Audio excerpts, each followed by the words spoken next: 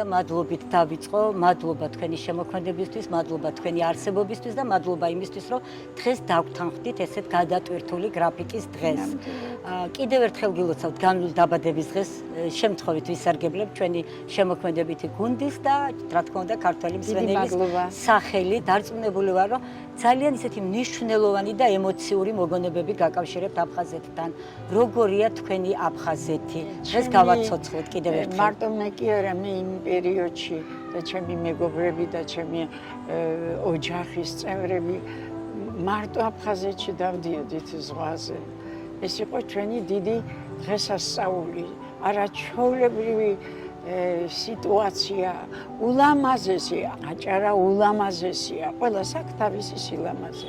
იქ სხვა ბათუმი იყო საერთოდ ულამაზესი ქალაქი, პატარა თეთრი, ერთსართულიანი, ორსართულიანი, აღარ გავაგრძელებ ამაზე ლაპარაკს და დასასვენებლად იშვიათად ჩამოვდიოდით ყველანი, იმიტომ რომ თუ დაიწყებდა წვიმა, აღარ გადადიოდა მე და ამიტომ და აფხაზეთის თვითონ ჰაერი როგორ უნდა ვთქვა, კლიმატი გამორჩეულია. წამოვა წვიმა, მე არის მზე, მაგრამ ესეთი სილამაზე მე რა ვიცი, თუ არსებობს კიდე ესეთი ბუნებრივი სილამაზე და კიდე რატომ მახსოვს იცით, გარდა იმისა, რომ მე შვენიერ დროსაც ვატარებდი და ხა ეს რა სათქმელია, მაგრამ კმაყოფილების გრძნობა იყო ძალიან დიდად და ყველა ერთმანეთს ვეფერებოდი და უყვარდი და კონცერტებიც კი მქონდა, მე უკვე რო გავიზარდე. ეს ლობები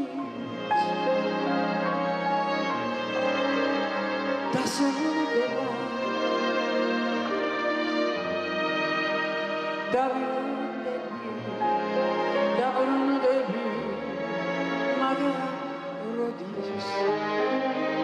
ძალიან ბევრი მოსაგონებელი მაქვს, მაგრამ აი მე დღეს სპეციალურად მე ვიცი რომ თქვენ გაინტერესებთ მაგნოლიას ისტორია.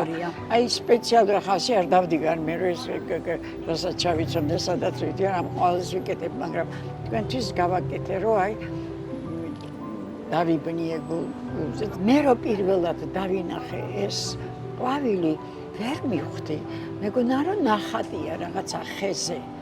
ულამაზესი და კიდე შარშან კომუნეთში ვზივარ გადასარევს სასტუმროში. და რა ნათებს ვიფიქრე, ამდენი თეთრი რა სილამაზას ვხედავ. მივედიოდ და არ დავინახე ესე და ძალიან მესიამოვნე, იმიტომ რომ მე რომ მითხეს რომელი ყვავილს აირჩევ აი სარეკლამოდ და როგორი შენი სახელი დავარქვა და რაღაცა. გარდა იმისა, რომ მე ყველა მიცის, რომ ვარდი მიყვარს, როგორც დედოფალი რო იტყვიან ხო ყვავილებს და ყვავილების არ მოწოდება არ შეიძლება. ყველა ყვავილს აქვს თავისი სილამაზე. ძალიან მიყვარს ყვავილები, მართალი გითხრათ, მაგრამ ეს რაღაცა სხვა რაღაცას მეუბნება. სუნი აქვს რაღაცა და გამოყოლილი მქონდა მთელი ჩემი ცხოვრება. რაღაცა სადღაც მივყავდი ამ სულს. წარმოგიდგენიათ, ახალგაზრდა ვიყავი და აი ესეთი ყურადღება მივაქციე აი ამ შესანიშნავ ულამაზეს ყვავილს. ამიტომ მე ბედნიერი ვარ, რომ მოვიდა ის დრო, რომ მე შევეხია ამ ყვავილს და მახსენებს ყოველ წუთს ჩემ ყოფას და ჩემ სიყვარულს აფხაზეთის მიმართ. ვერ წარმოიდგენთ, როგორი სიყვარული აქვს ყველას ჩემი დროის ადამიანებს თუ დარჩა ჩემი წლოვანების ადამიანები, რომ ჩვენ რა სიყვარული, რა სილამაზე, რა კარგ სიტუაციებში ცხოვრობდით აფხაზეთში. საოცარი დამოკიდებულება და მოწიწება ჩადეთ ამ ჟესტით აფხაზეთთან დაკავშირებით. დიდი მადლობა. მე მინდა რომ ჩვენ აფხაზეთი დავიბრუნოთ. ნამდვილად ამას მე ვერასდროს ვერ შევეჩვევი ალბათ. მე მინდა რომ ამ ქვეყნიდან წავიდე ისე, რომ მე ვიყო მონაწილე აფხაზეთის გაერთიანების კი არა განთავისუფლების. და კიდევ ერთხელ დაგაბრუნებთ მაინც იმ წლებში, როგორც მომღერალი, როგორც სოლო მომღერალი. თუნდაც ანსამბლ ორერასთან ერთად ჩადიოდით აფხაზეთში. და როგორი ყოველ მსმენელი წელს იყო.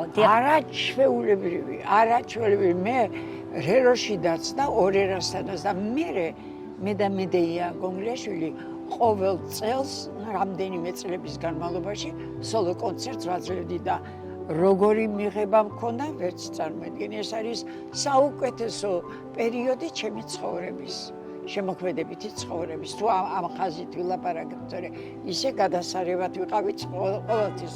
პატარა იმაშიდაც თუ ავიღებდით პატარა ოთახს, გვათხოვებდნენ, ამითითაც კმაყოფილები ვიყავით. იმიტომ რომ ოთახში რა გინდა, როდესაც ესეთი ულამაზესი გარემო გაქვს და ზღვა, მეტი რა გინდა.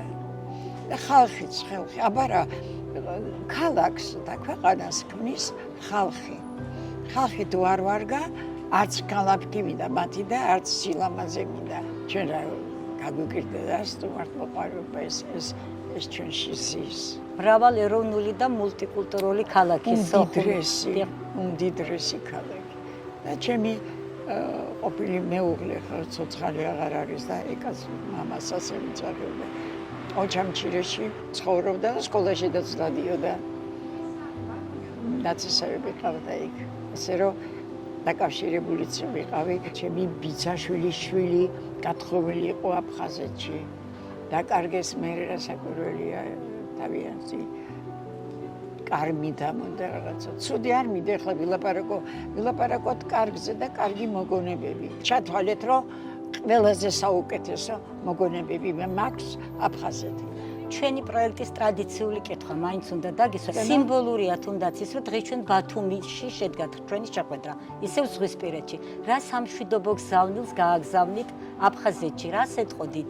მოთმინებას ხოთა შორის და მომავლის იმედი არ დაკარგოს არავინმა, იმიტომ რომ თქვენ უფრო გინდათ ეს ამაზე უფრო ბევრს ფიქრობთ, თქვენ უნდა იყოთ როგორ იცი მომავლის იმედით ცხოვრება, არ დაკარგოთ იმედი, იმიტომ რომ მეც ხო გეუბნებით, არ მინდა წასვლა ამ ქვეყნიდან, თუ არ გაერთიანებულ საქართველოს მე ყავდა დეიდაშვილი ძალიან დიდი იუმორის პატრონი და ჩაქვში ვიყავით და ივიკო საყვარელიძე ესეთი გადასარევი პიროვნება იყო და წყალში ზღვაში არ ჩადიოდა. მე ვთხარი და იქ ყველანი ვიჯექით, რატო არ ჩადიხარ? რას ლაპარაკო? ამ ფეხს როგორ ჩავდებ ამ წყალში, მანამ აფხაზეთს არ დავიბრუნებ, მე ამ წყალში, ამ ზღვაში ფეხს არ დავდებ. ეს იმას რა, მაგრამ აი როგორი განწყობა იყო? ეს იყო მისი დამოკიდებულება. სიმებივი დამწყდარი. ბედი ჩემი სარკესავით გამტყდარი. მახსოვს როგორ ჯადოს ნური ზღაპარი.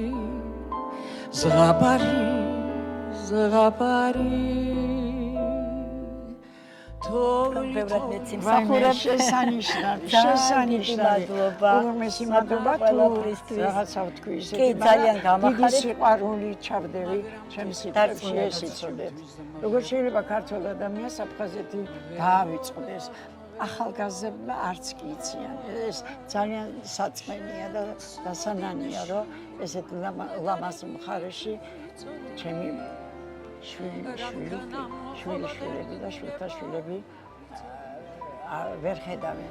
ზუსტად ხემანდელი დღეც ამას ემსახურება, რომ მეტი გაიგონ აფხაზეთზე. აუცილებლად.